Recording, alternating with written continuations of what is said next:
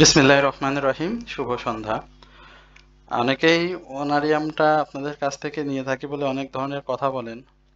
তো আজকে মার্কেটটা কেমন দেখলেন সেটা একটু কমেন্টসে আমাদেরকে একটু লিখে দয়া করে জানানোর চেষ্টা করবেন। আমরা যে আপনাদের কাছ থেকে সম্মানীর মাধ্যমে স্টক দিই বা আপনারা যারা আমাদের কাছ থেকে পোর্টফোলিও ম্যানেজমেন্ট করে নেন সামান্য অনারিয়ামের মাধ্যমে, নামমাত্র অনারিয়াম দিয়ে আমরা যেটা আপনাদেরকে যে সেবাটি দিয়ে আসি, তো সেই সেবাটা সঙ্গে আমরা মার্কেটে আপনাদেরকে যেভাবে সাহায্য সহযোগিতা করার সবসময় চেষ্টা করি, সেই জায়গাতে আপনারা যে অনারিয়ামটা দেন সেটা কি খুব বেশি নেওয়া হয় আপনাদের কাছ থেকে, বা আপনারা যেটা দিয়ে থাকেন সেই জায়গাটা কি আপনাদেরকে আসলে আমরা পরিপূর্ণ সেবাটা কি দিতে পারছি না, এই ব্যাপারে আপনারা আমাকে একটু কমেন্টসে লিখে জানাবেন, এবং যারা হোয়াটসঅ্যাপে আমার সাথে সংযুক্ত রয়েছেন তারাও একটু জানাবেন। আলহামদুলিল্লাহ, আমরা মার্কেট খারাপ পরিস্থিতি পরেও একটা জায়গায় আজকে আমরা প্রফিট নিতে পেরেছি অনেক বিনিয়োগকারী। এই জন্য বলবো যে এক সঠিক সময়ে যে এন্ট্রি বা সঠিক স্টকে যে এন্ট্রি নেওয়াটা সেটা। তো প্রিয় বিনিয়োগকারী ভাই বোনেরা, আমরা সবসময় আপনাদেরকে এই কথাটাই বলছিলাম যে ইন্ডেক্সটা যেই দিকেই যাক, আমার যেন স্টক সিলেকশনটা একটু ভালো হয়, এবং মার্কেট পরিস্থিতি যেদিকেই মুভ করুক না কেন, অর্থাৎ আম, যেন আমাকে ডাউন ট্রেন্ডে এসে অ্যাডজাস্টমেন্টটা করতে না হয়, পাশাপাশি আপ ট্রেন্ডে মার্কেট যখনই যাবে তখনই যেন আমরা স্টক থেকে প্রফিট নিতে পারি। তো টপ 10-এর কথা যদি আমরা চিন্তা করি, আজকে আপনি আমরা গতকালকে এফএক্স টেনারির একটা নিউজ আমাদের প্রিয় বিনিয়োগকারী ভাই বোন যারা অনারিয়ামের মাধ্যমে স্টক নিয়েছেন তাদের কালকে এই এফএক্স টেনারিটা ছিল। তো এছাড়াও আমরা অ্যাপেক্স স্পিনিং নিয়ে আপনাদের সাথে আমাদের যে আলোচনাগুলো শেয়ার করা হয় সেইখানে কিন্তু আমাদের এই স্টকটি ছিল। যারা আমাদের সাথে নিয়মিত আছেন সেই জায়গাতে দেখবেন। আমরা বিডি ল্যাম্পস নিয়ে আপনার সাথে কথা বলেছিলাম। আমরা এটাও বলেছিলাম যে লো ফেডের একটা মুভমেন্ট থাকবে। আমরা রহিম টেক্সট না জানি এক পা না, আমরা না জানি আমরা 2 পা ধরে আপনাদের সাথে নিয়মিত আলোচনা করতেছিলাম। সেই রহিম টেক্স আমরা 214 কিনে 238-এ প্রফিট নিয়েছি, আবার ছেড়ে দিয়ে আবারও প্রফিট ম্যানেজমেন্ট করতে পেরেছি আলহামদুলিল্লাহ। খুব ভালো। অ্যাপেক্স ফুড বলেন, এই মোজাফফর, এই স্টকগুলো নিয়ে আনোয়ার গ্লোবালাইজিং, প্রগতি লাইভ, অ্যাপেক্স ফুড, এই স্টকগুলো যদি আমরা রিসেন্ট টাইমে আপনাদেরকে বলে থাকি, সমতা লেদারের কথা আমি বাদই দিলাম। সমতা লেদার যে পরিমাণে আলোচনা করেছে, আমার মনে হয় না যে আর কেউ, বাংলাদেশের আর কেউ হয়তো তার চ্যানেলে এই পরিমাণে সমতা লেদার নিয়ে কথা বলেছে। বা আমরা যে স্টক, আমরা তো সবসময় আপনাদের সাথে মাত্র 43টি 42 43টি স্টক নিয়ে সবসময় কথা বলি। তো দেখেন যে আপনাদের, আমরা যে স্টক নিয়ে আমাদের কাছে যারা অনারিয়ামের মাধ্যমে সম্পৃক্ত হয়েছেন বা আমাদের সাথে যারা নিয়মিত কাজ করছেন, তাদের লস বা লাভ যেটাই বলি না কেন, সেটা তারা লাভের সময়টা লাভ করে নিতে পারছে। স্টপ লস নেওয়ার সময়, অর্থাৎ লস যখন সম্ভাবনা তৈরি হতো তখন তারা সেখান থেকে বের হতে পারছে। তো এই জায়গাটাতে আপনাদের মেন্টর দরকার ছিল। সেই জায়গাতে মেন্টর আমাদের সাথে হিসেবে যাদের, আমাদের মেন্টর হিসেবে যাদের নিয়েছেন, যারা নিয়েছেন তাদেরকে আন্তরিক ধন্যবাদ, এবং যারা এখনো সম্পৃক্ত হননি চেষ্টা করবেন, ভালো সময় পার করতে পারবেন। আমি এতটুকু আপনাদেরকে গ্যারান্টি সহকারে বলতে পারছি। অর্থাৎ আপনি যদি থাকেন সেটা আপনার জন্য খুব ভালো হবে। আর আমরা 3টি স্টক দিয়ে আপনার সাথে সম্পৃক্ত রয়েছি। আপনারা জানেন যে অনারিয়াম যেটি নিচ্ছে খুব সামান্য নামমাত্র, এবং সেখানে 3টি স্টকের সামান্য একটি ওয়াচ লিস্ট সরবরাহ করছি। এবং সেই সঙ্গে আপনাদের আমরা যেটি করছি সেটা হচ্ছে পোর্টফোলিও ম্যানেজমেন্ট এবং বাই সেলের সহযোগিতা, মার্কেটের বিভিন্ন গুরুত্বপূর্ণ নিউজ আপনাদেরকে সরবরাহ করা। তো সেই জায়গাতে আপনারা যারা আমাদের সাথে সম্পৃক্ত হতে চান তাদের জ্ঞাতার্থে আমাদের নাম্বারটি একটু আজকে মুখে বলে দিই: 01768583897। এই নাম্বারে আমাদের হোয়াটসঅ্যাপ রয়েছে, যারা আমাদের কমেন্ট সেকশনে নাম্বার দেওয়া আছে, আপনারা সেখান থেকে নাম্বার নিয়ে আমাদের সাথে যোগাযোগ করবেন। আরেকটি কথা আলোচনার শুরুতেই বলতে চাই, পবিত্র ঈদ উল ফিতর সামনে রেখে যেটি, এই কথাটি বলার কারণে অনেকের কাছে আমি একটু বলছিলাম যে এখনই টাকা পয়সার জন্য এত উঠে পড়ে লেগেছেন। আসলে দেখেন, দেখতে দেখতে তো সময় চলে গেল। এই আমরা মাসের 15 দিন পার করে ফেললাম। আপনি জানেন কিনা মার্চের দিকে যদি আপনি ক্যালেন্ডারের দিকে তাকান, মার্চে আমরা অনেক সময় মার্কেট বন্ধ পাবো। তো ফেব্রুয়ারিটা সেখানেও 28 দিনে মাসের এদিকে অর্ধেক চলে গেছে। আপনার সামনে যে সময়টা আসে সেই জায়গাতে মার্কেটের যে পরিস্থিতি, এই পরিস্থিতিতে যদি আপনি বিনিয়োগটা 2-3 বার বা 1-2 বার যদি বাই সেল না করতে পারেন তাহলে কিন্তু প্রফিটের দেখা পাবেন না। এটা অবশ্যই আপনাদেরকে মাথায় রাখতে হবে এবং স্টক সিলেকশনটা খুব জরুরি। এটাও আপনারা মাথায় রাখবেন। আজকে মার্কেটের টার্নওভার 369 এর বিপরীতে 380 কোটি 69 এর 80 কোটি অর্থাৎ 10 কোটি টাকা লেনদেন বেশি হয়েছে। আপ ট্রেন্ডে 104টি স্টক, ডাউন ট্রেন্ডে 218টি, আনচেঞ্জ 68টি। আমরা বলি আজকে মার্কেটের ডাউন ট্রেন্ডটা বিভিন্ন কারণে হয়েছে। তার মধ্যে অন্যতম একটা কারণ ছিল ইন্স্যুরেন্স সেক্টর প্রথমে মার্কেটটাকে বিনিয়োগকারীদেরকে ডাক দিয়ে অর্থাৎ অন্যান্য সেক্টরকে সামনে ডাক দিয়ে পরবর্তীতে তারা হাল ছেড়ে দিয়েছে, অর্থাৎ সেল প্রেসারে ডাউন ট্রেন্ড দিয়েছে। বৈশ্বিক কিছু নিউজ রয়েছে যে নিউজগুলো আসলে মার্কেটের জন্য পরবর্তী সময়ে হয়তো খারাপ ইম্প্যাক্ট পড়তে পারে। এছাড়াও বারবার আমরা বলছিলাম যে টার্নওভারটা বৃদ্ধি পেতে হবে এবং আজকে যে ক্যান্ডেলগুলো করেছে সেই ক্যান্ডেলটি করেছে সেখানেও কিছু ডাউন ট্রেন্ডের ইঙ্গিত রয়েছে। সেই জায়গাটা আমরা আপনাদের সাথে আলোচনার মাধ্যমে শেয়ার করব। ব্যাংকিং সেক্টরটাও পিছন থেকে পালিয়ে গেছে আজকে, যার কারণে ইন্স্যুরেন্স, ব্যাংক এবং টেক্সটাইল তার মুভমেন্ট ধরে রাখতে পারেনি। আমরা একটু দেখি কি অবস্থা সেই জায়গাগুলোতে। আজকে দেখেন ফার্মাসিউটিক্যালস অ্যান্ড কেমিক্যালস সেরা টপ ওয়ানে চলে এসছে গেনার লিস্টে।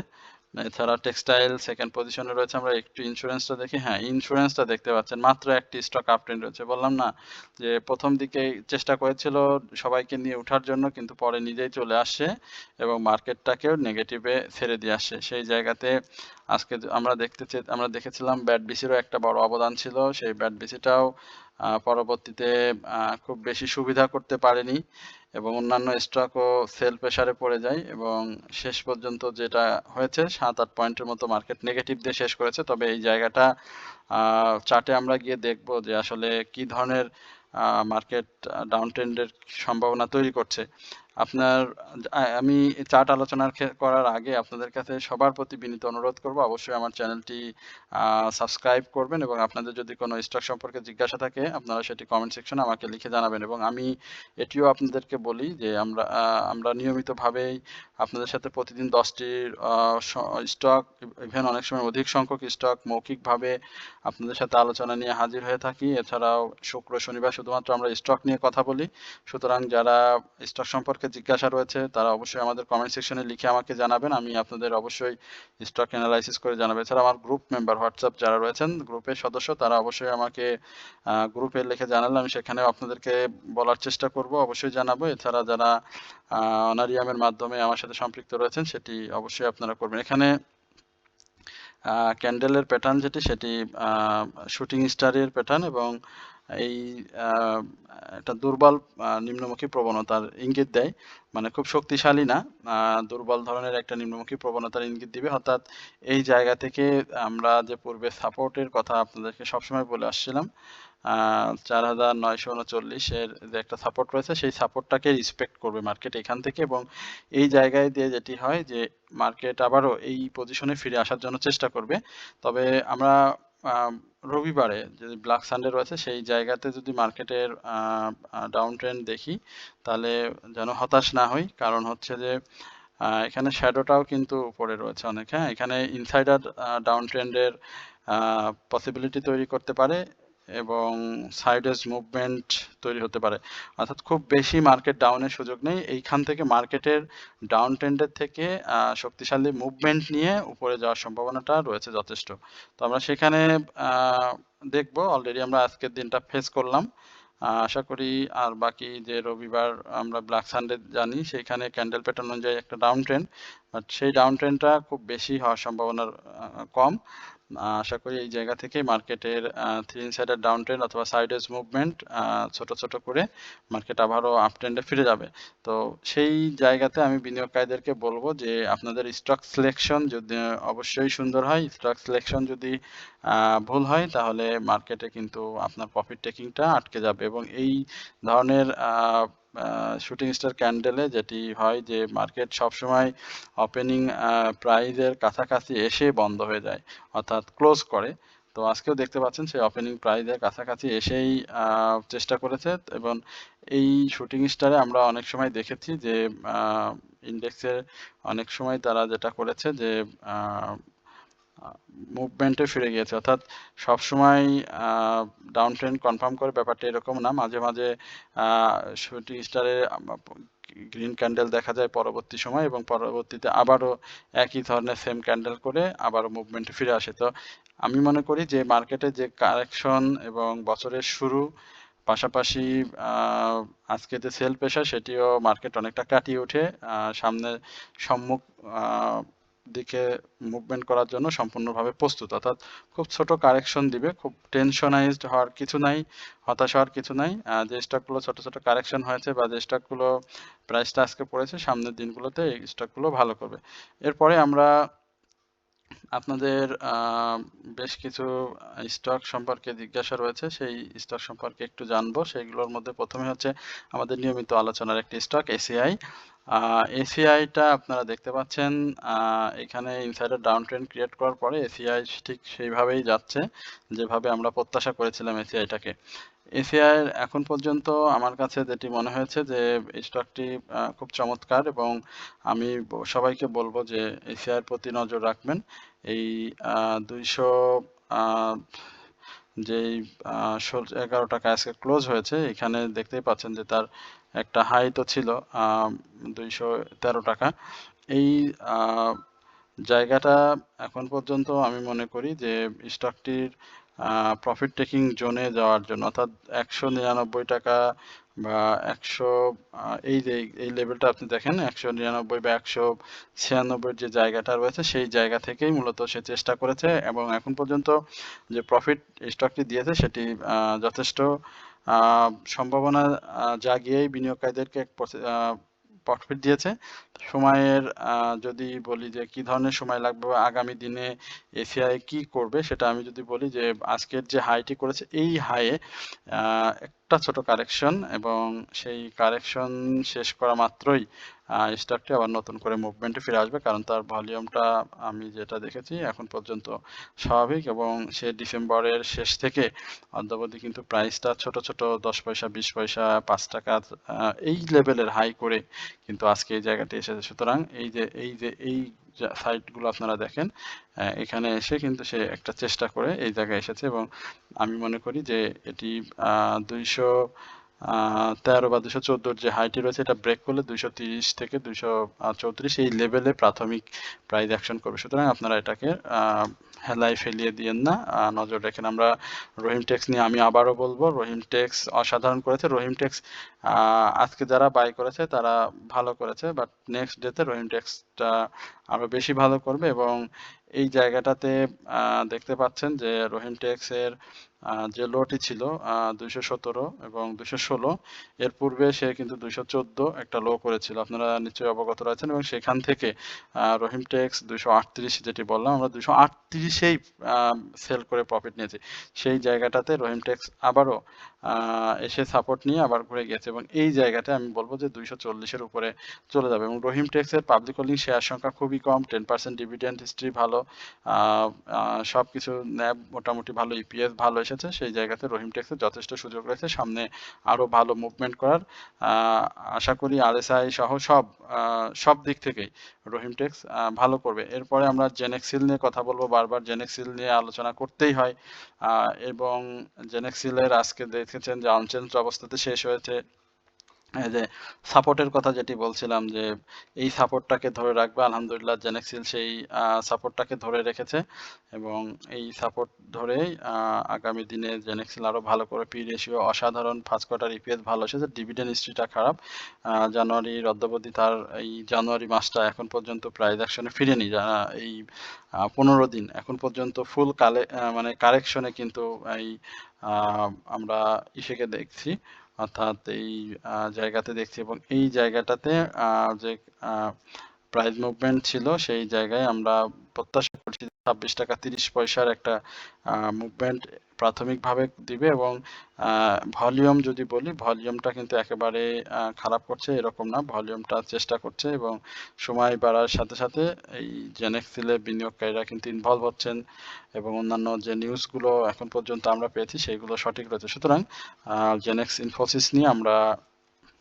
স্বপ্নের বা আশায় বুক বাঁধতে পারি, তবে এটি অবশ্যই আপনাদের নিজস্ব চিন্তা এবং বাই করার ক্ষমতা এবং দূরদৃষ্টি দিয়ে আপনারা চেষ্টা করুন, কখনোই আমাদের আলোচনায় আপনারা নিজেদেরকে সামিল করে বাই করবেন না। আপনারা দেখবেন এবং আপনাদের সুবিধা যদি হয় বা ভালো যদি লাগে তাহলে আপনারা এই জায়গাতে ইনভেস্ট করবেন। আমরা ব্যাংক নিয়ে একটু কথা বলবো, ঢাকা ব্যাংক নিয়ে অনেকেই জানতে চেয়েছেন, আমরা সেই জায়গাটা দেখি। ঢাকা ব্যাংকের ব্যাপারটা দেখেন, এখানে একটা গ্রিন ক্যান্ডেল দিয়ে three sided down trend create করেছে, আরএসআইটা নিম্নমুখী হয়ে গিয়েছে এবং সাথে সাথে সেক্টরের একটা ডাউন ট্রেন্ড শুরু হয়েছে। তো এই জায়গাটাতে ঢাকা ব্যাংক আজকে দেখেছেন যে বেশ বেশ ভালো ভলিউম করেছে এবং টপ ভলিউমের মধ্যে নিজেদেরকে জায়গা করিয়ে নিয়েছে। আপনি যদি ঢাকা ব্যাংক 12 টাকা 60 পয়সা বা 12 টাকা 30 পয়সা এই লেভেলে বাই করে থাকেন, তাহলে আপনার কিন্তু ঢাকা ব্যাংক থেকে বের হতে ভাই একটু সময় লাগবে, আপনি যদি ব্র্যাক ব্যাংকের লাইফ সার্কেলটা আমি যদি বলি 2025-এর লাইফ সার্কেল যদি ঘুরিয়ে দেখেন, আমি এখন সামনে নির্বাচন, তাই না? এই নির্বাচনটা যদি হয় না, নির্বাচন হবে ইনশাল্লাহ আমরা প্রত্যাশা করছি। তো নির্বাচন পরবর্তী সময়ে যদি প্রাইস অ্যাকশন হয় তাহলে সেটা ভিন্ন কথা। তাহলে সেটি আপনি আমি যে প্রাইসটার কথা বলতে যাচ্ছি এখন বা বলতে চাচ্ছি এখন, আপনি তার পুরো লাইফ সার্কেলটা যদি একবার দেখেন, সে পুরো লাইফ সার্কেলে 1 টাকা একদিনে প্রাইস অ্যাকশন করেনি। অর্থাৎ আপনি এই লেভেলটা যদি ধরেন 10 টাকা বা ডাউন যদি বলি, ক্লোজ যদি বলি 11 টাকা এবং 12 টাকা 70 পয়সা, অর্থাৎ এইখানে ডিসেম্বরে 18 তারিখে সে করে 21 তারিখে করেছে এবং সে এইখানে জানুয়ারি 8 তারিখে করে, অর্থাৎ এই দীর্ঘ র্যালি তার 1 টাকা 70 পয়সার আপট্রেন্ড। আপনি আমার কথা হয়তো আপনারা বুঝতেছেন কিনা আমি জানি না। এই জায়গাতে সে করার পরে তার পুরো লাইফ সার্কেলে আপনি কখনোই একদিনে 1 টাকা বাড়ার ইতিহাস পাবেন না। অর্থাৎ সে যখনই মুভমেন্টে গেছে সর্বোচ্চ 70 পয়সা, 50 পয়সা, 30 পয়সা, 40 পয়সা এই লেভেলে প্রাইস অ্যাকশন করেছে। বাট আমি বলছি না ঢাকা ব্যাংক খারাপ, ঢাকা ব্যাংক অবশ্যই ভালো এবং অত্যন্ত ভালো একটি ব্যাংক, যে ব্যাংক প্রাইস অ্যাকশন করার হিউজ পরিমাণ অপরচুনিটি রয়েছে। আমি বললাম যে এইটার জন্য আপনাকে নির্বাচন এবং সেক্টর মুভমেন্টের দিকে আপনাকে লক্ষ্য রাখতে হবে, দ্যাটস ইট। এর ছাড়া আমি আপনাকে বলবো না যে আপনি এখানে বিনিয়োগ করেছেন অনেকদিন আটকে থাকবেন, এই ধরনের কোনো কিছু না, সে অবশ্যই উঠে যাবে। তবে আপনাকে এই যে 12 টাকা 60 পয়সায় যাদের বাই করছেন এই প্রাইসটা পেতে একটু সময় লাগবে। আমি আমার যে কথা সেই সারমর্মটা আমি আপনাকে এখানে বোঝালাম আর কি।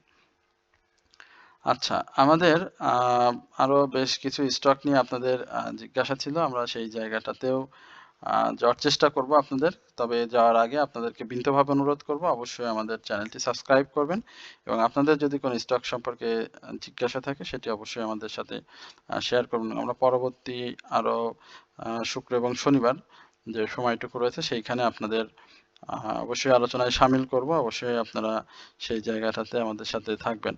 আমরা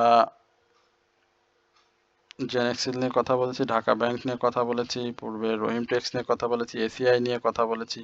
এরপরে আমাদের আরো বেশ কিছু অ্যানালাইসিস করার জন্য আপনাদের স্টক নিয়ে বলেছেন, সেটা হচ্ছে স্কয়ার ফার্মা নিয়ে একটু কথা বলতে বলেছেন অনেকে। স্কয়ার ফার্মা নিয়ে একটু কথা বলবো। Square Pharma gap fill up করেছে। স্কয়ার ফার্মার মধ্যে আমি বলবো যে স্কয়ার ফার্মাতে আপনি প্রফিট পাবেন, যে বিনিয়োগ করেছেন স্কয়ার ফার্মা প্রফিট দেওয়ার জন্য চেষ্টা করছে।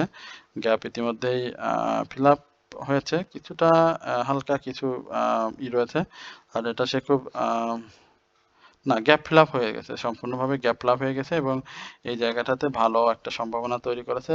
যখন এই যে ১৯৮ থেকে ২১১ গেল, আমি বারবার বলছিলাম ২১২ ২১২ মানে হায়রে ভাই, এত মানে এত সুন্দর করে আপনাদের সাথে আলোচনা শেয়ার করি, তারপরেও যদি আপনারা না বোঝেন, আর কিছু বলার নাই। বাই সিগন্যাল রয়েছে, ভালো করবে, একটু ছোট কারেকশন দিতে পারে, বাট উঠে যাবে ইনশাল্লাহ। এরপরে আমরা অ্যাপেক্স ফুড নিয়ে একটু কথা বলি। অ্যাপেক্স ফুডের কি অবস্থা? অ্যাপেক্স ফুড আজকে তো ভালো করেছে, স্বাভাবিকভাবে আমরা অ্যাপেক্স ফুড নিয়ে আপনার সাথে কথা বলেছিলাম এবং আশা করি পাবলিকের হাতে খুব যে শেয়ার রয়েছে, অল্প সামান্য যে শেয়ারটুকু রয়েছে 4 কোটির এবং 23 লাখ, আমরা আশা করছি যে এই জায়গাতে সে চেষ্টা করবে। একটা সময় অ্যাপেক্স ফুড যখন মার্কেটে আসতো 10 টাকা 15 টাকার একটা গ্যাপ যেদিনই আসতো পেয়ে যেতাম। সেই অ্যাপেক্স ফুডের সেই সময়টা কোথায় গেল এখন খুব আফসোস হয়। তবে আশা করছি সেই সময়টা খুব সামনে আসতেছে। আপনারা সকলেই থাকবেন অ্যাপেক্স ফুডের সাথে। সোনালী পেপার সেটিও ভালো করছে, আজকে চেষ্টা করেছে, বাট সুবিধা করতে পারেনি। সাপোর্ট নিয়েছে অসাধারণভাবে, চমৎকারভাবে সাপোর্ট নিয়েছে এই জায়গাটাতে। আশা করি যে সে আরো ভালো করবে। এরপরে আমরা আরো বেশ কিছু স্টক আপনাদের সাথে শেয়ার করতে চাই। আজকে আমরা যতটুকু পারি করি, অলরেডি ৬-৭টা হয়ে গিয়েছে। দু একটি স্টক নিয়ে কথা বলে শেষ করে দেব আলোচনা। তার মধ্যে আমাদের ফিনান্স সেক্টরের কিছু স্টক নিয়ে আলোচনার জন্য বলেছিলেন, বাট আমরা ফিনান্সটাকে এখন আর না দিয়ে আর একটা অন্য স্টক নিয়ে কথা বলি। সমরিতা নিয়ে কথা বলতেছে, সমরিতা সমরিতা হাসপাতাল। সমরিতা হাসপাতালের এই জায়গাটা থেকে এই পর্যন্ত দেখেন শুধু রেড আর রেডে ভরপুর, রেড রেড রেড রেড। সেদিনের শুরুতে একটা জায়গায় যায়, তারপরে আবার প্রাইসটা ধরে রাখতে পারে না, ডাউন ট্রেন্ড দিয়ে শেষ করে। এই জায়গাগুলোতে আসলে সমরিতার যদি আমি বলি, একটা মেজর আপ ট্রেন্ডের ৭১ টাকা 50 পয়সার উপরে ক্লোজ করতে হবে। সেই ক্লোজটা যদি দিতে পারে তাহলে ভালো করবে। আমরা ইএইচএলটা নিয়ে একটু কথা বলি। ইএইচএল এর কি অবস্থা? ইএইচএল এ আমরা দেখতে পাচ্ছি আসলে এইখানে মুভমেন্টে ছিল, আজকে প্রাইস অ্যাকশন হয়েছে ইএইচএল এবং সেই জায়গাটাতে প্রফিট টেকিং হয়েছে, আবার নতুন করে এন্ট্রি নেওয়ার জন্য একটা অপরচুনিটি এসেছে।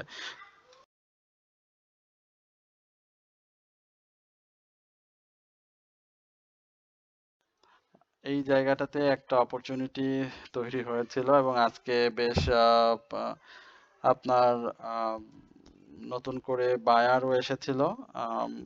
আমি বলবো হঠাৎ করে যদি আপনি এই জায়গাটাতে অর্থাৎ ৭৬ টাকা ৯০ পয়সার উপরে ক্লোজ করে যদি স্টকটি পরের দিন ৮০ টাকা হয়ে যায়, অবাক হওয়ার কিছু থাকবে না। সেই সম্ভাবনাটাই ইআইচিএল এর মধ্যে রয়েছে। হিউজ পরিমাণে ইআইচিএল এর বিনিয়োগকারীরা প্রফিট নিয়েছেন, ছোট ছোট যারা ব্যবসা বোঝেন, যারা নিয়মিত আলোচনা শোনেন, যারা আমাদের সাথে সম্পৃক্ত ছিলেন তারা। তো আশা করি আপনারা সকলেই আজকের আলোচনা ধৈর্য সহকারে শুনেছেন। সবাইকে আন্তরিকভাবে ধন্যবাদ জানাচ্ছি এবং কৃতজ্ঞতা প্রকাশ করছি। আপনাদের যদি আলোচনা শুনে ভালো লাগে তাহলে অবশ্যই আপনারা আমাদের চ্যানেলটিকে সাবস্ক্রাইব করবেন, লাইক কমেন্ট শেয়ার করবেন। একই সঙ্গে আপনাদের যদি কোনো স্টক সম্পর্কে জিজ্ঞাসা থাকে সেটিও কমেন্টসে লিখে আমাকে জানাবেন। সকলে ভালো থাকবেন, সুস্থ থাকবেন, এই প্রত্যাশায় আজকের আলোচনা এখানে শেষ করছি। আসসালামু আলাইকুম ওয়া রাহমাতুল্লাহি ওয়া বারাকাতুহু।